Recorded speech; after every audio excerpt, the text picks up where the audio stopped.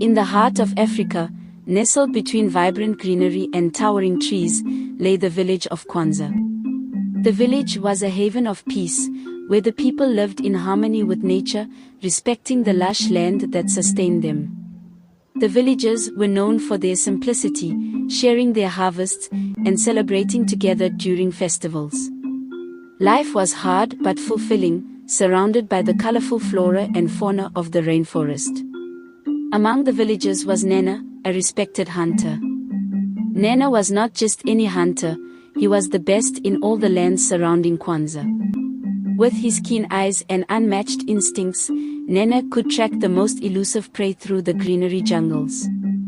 Yet, despite his prowess as a hunter, Nana had a secret love: fishing.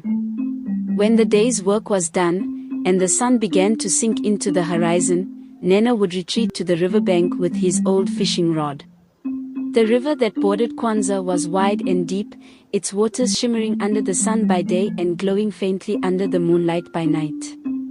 It was said that the river was blessed by the spirits, who ensured that its waters always remained pure and its fish plentiful. The villagers believed that the river had a soul of its own, a guardian spirit that watched over the land and its people. One sunny afternoon, after a long and exhausting hunt, Nana felt the call of the river more strongly than ever. The sun dipped low, casting a golden hue over the village, and the air was filled with the sounds of crickets and the gentle rustling of leaves. Nana decided to spend the remaining hours of daylight fishing. As he walked to the river, he noticed how the evening breeze whispered through the trees, almost as if nature was speaking to him. When Nana reached the riverbank, he found his favorite spot, a small, secluded area where the water was calm and the trees provided a natural canopy. The area had always brought him peace. He settled down, cast his line into the water, and let out a deep breath, feeling the stress of the day melt away. Hours passed, and the river remained still. Nana's mind wandered as he waited, thinking about the stories he had heard as a child. Stories of spirits, gods, and magical creatures that lived in the river. His father had often told him tales of the golden fish, a mystical being that granted wishes to those who caught it. But Nana, like most grown-ups, had dismissed these tales as mere folklore. Just as he was about to call it a day, his line jerked violently. The pull was so strong that it nearly pulled Nana into the river. Startled, Nana tightened his grip and began to reel in his catch. It was unlike anything he had ever encountered before. The struggle between Nana and the unseen creature seemed to last forever, but finally, with one last heave, Nana pulled his catch out of the water. To his utter amazement, dangling from the end of the line was a golden fish, its scales gleaming with an ethereal light. The fish was larger than any he had ever seen, and as it flailed in the air, it seemed to glow brighter, casting a golden reflection on the water surface. Nana stared in disbelief, his heart pounding in his chest. The stories were true, after all. He had caught the legendary golden fish. Before Nana could gather his thoughts, the fish began to speak, its voice soft yet resonant, echoing through the quiet of the evening. "Brave hunter," the fish said, its voice melodic and soothing. "You have caught me, but I am no ordinary fish. I am a creature of magic, blessed by the river spirits. If you release me, I shall grant you 3 wishes, anything your heart desires." Nana was taken aback. He had never imagined such a thing could happen. The prospect of having his deepest desires fulfilled was tempting, almost overwhelming. After all, who wouldn't want their wildest dreams to come true? He thought for a moment, considering the possibilities. The village was peaceful, but it was also poor. The harvest had not been plentiful in recent years, and the people often struggled to make ends meet. As a hunter, Nana had always managed to provide for his family, but he knew others were not so fortunate. "Very well," Nana said, nodding. "I shall set you free. But for my first wish, I ask for endless wealth." I want to be the richest man in the land so that I may help my village and ensure that no one ever goes hungry again. The golden fish flicked its tail, and in an instant, Nana felt a strange sensation wash over him. When he looked around, he was no longer by the riverbank. Instead, he found himself standing in a grand palace, the likes of which he had never seen.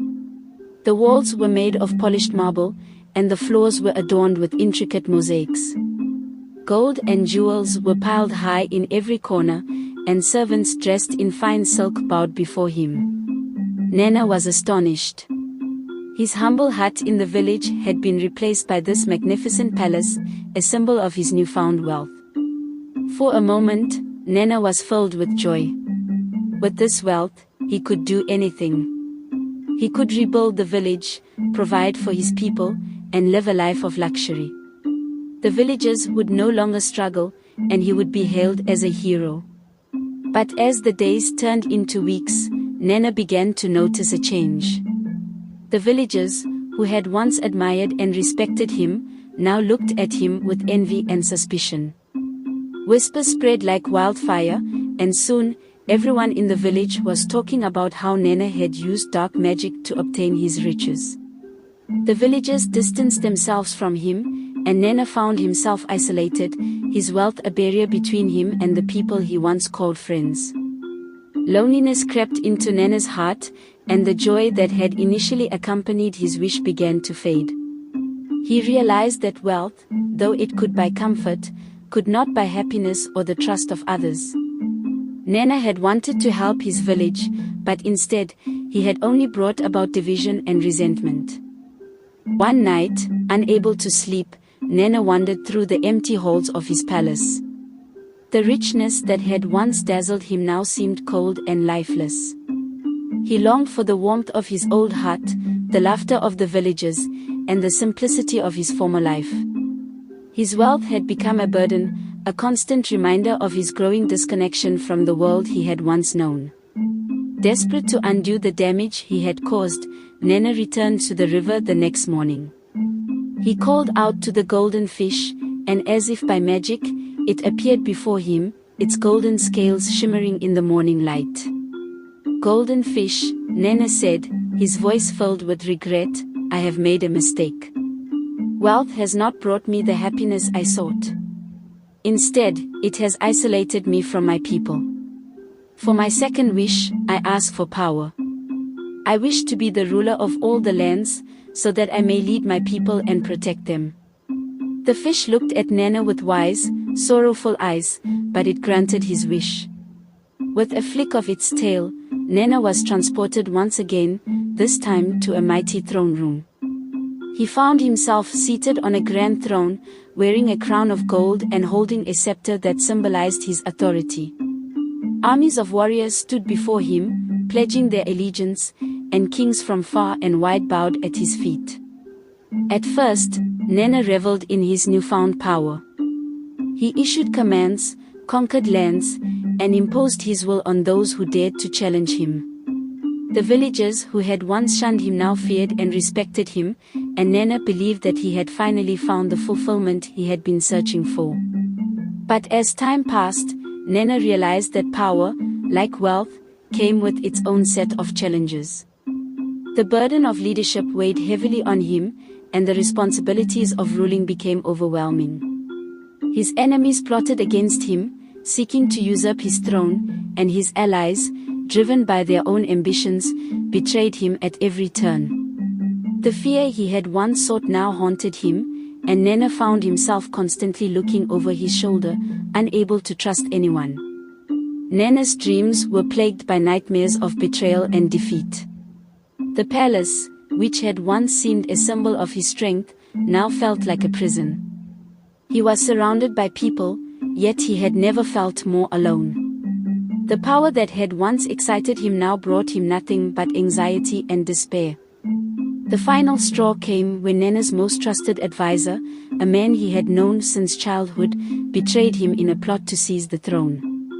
The betrayal cut deep, and Nana realized that power had turned even his closest friends into enemies. It was then that he understood the true cost of his wish. Feeling lost and defeated, Nana returned to the river for the third and final time. The sun was setting, casting a red glow over the water, and the air was thick with the scent of the earth after a long day. Nana sat by the riverbank, the weight of his crown heavy on his head. When the golden fish appeared, Nana did not hesitate. "Golden fish," he said, his voice heavy with sorrow, "I have made another mistake. Power has not brought me peace, only fear and mistrust. For my third and final wish, I ask to be free from this life of wealth and power. I wish to return to my village and live in peace as I once did," Nana finished, his voice trembling with emotion. "I long for the simple life I once had, where I was surrounded by the people I loved and trusted. I have learned that wealth and power are not the keys to happiness." The golden fish listened quietly, its glowing scales casting a warm light over Nana's weary face. It seemed to consider his words for a moment before speaking. "You have learned a valuable lesson, Nana," the fish said, its voice filled with a wisdom that seemed to echo from the depths of the river itself. "True happiness cannot be found in riches or power, but in contentment with what you already have. You sought wealth and power, but they only brought you loneliness and fear. Now, you seek peace, and that is the most precious wish of all." With a final flick of its tail, the golden fish granted Nana's wish. The world around him began to blur, and the grand palace, the throne, and the crown all faded away. Nana closed his eyes, feeling a sense of relief wash over him as he let go of the burdens he had carried. When he opened his eyes again, Nana found himself standing on the familiar path that led to his village. The air was filled with the scent of fresh earth, and the sound of birds singing in the trees greeted him like an old friend. The river flowed gently beside him, as it always had, and in the distance, he could see the smoke rising from the cooking fires in the village. Nana felt a deep sense of gratitude as he walked back to the village. He was dressed in his old hunter's clothes, and his hands were dried from years of hard work. But this time, there was no palace, no riches, no crown, only the simple life he had once known and loved. As Nana entered the village, the people greeted him with smiles and open arms. There was no envy, no suspicion, only warmth and genuine affection. The children ran up to him, laughing and tugging at his clothes, and the elders nodded in approval as they saw the peace in his eyes. Nana returned to his modest hut, the same one he had lived in before his wishes had taken him on a journey of greed and ambition. The hut was small, but it was filled with memories, memories of his family, his friends, and the life he had once cherished. As he stepped inside, Nana felt a deep sense of contentment. That night, the village celebrated Nana's return. There was music, dancing, and feasting under the stars. The villagers gathered around the fire, telling stories and sharing laughter. Nana joined them, feeling more at home than he ever had in the grand palace. The joy of being with his people, of living a simple and meaningful life, filled his heart with a sense of peace he had never known before. As the night wore on, Nana found himself sitting by the river, watching the moonlight dance on the water's surface. He thought of the golden fish and the journey it had taken him on. He realized that the fish had not just granted him wishes, it had also taught him the most important lesson of all. Nana never spoke of the golden fish to anyone, but the wisdom he gained from his experience stayed with him for the rest of his life. He lived quietly in the village, helping his fellow villagers and sharing in their joys and sorrows. He became known not just as a great hunter, but as a wise man who understood the true meaning of contentment. The years passed, and Nana grew old. But even in his old age, he would often sit by the river, reflecting on his life and the choices he had made. The river, with its gentle flow and timeless presence, remained a constant reminder of the lessons he had learned. And though the golden fish was never seen again, its legacy lived on in the stories Nana told to the younger generation. The story of Nana and the golden fish became a legend in the village, passed down from one generation to the next. It was told around the fire on long, starry nights, serving as a reminder of the dangers of greed and the importance of finding peace within oneself. And so, the people of the village learned to cherish what they had, knowing that true happiness could not be found in wealth or power, but in the love and contentment of a simple life. And as for Nana, he remained a beloved figure in the village until the end of his days. He had found what he had always sought, not in the grandeur of riches or the might of power, but in the quiet moments by the river, surrounded by the people he loved. The river continued to flow, its waters carrying the stories of the past into the future. And though the golden fish was long gone, its lesson lived on in the hearts of the villagers, a timeless tale of humility, wisdom, and the pursuit of true peace. I hope you enjoyed the story.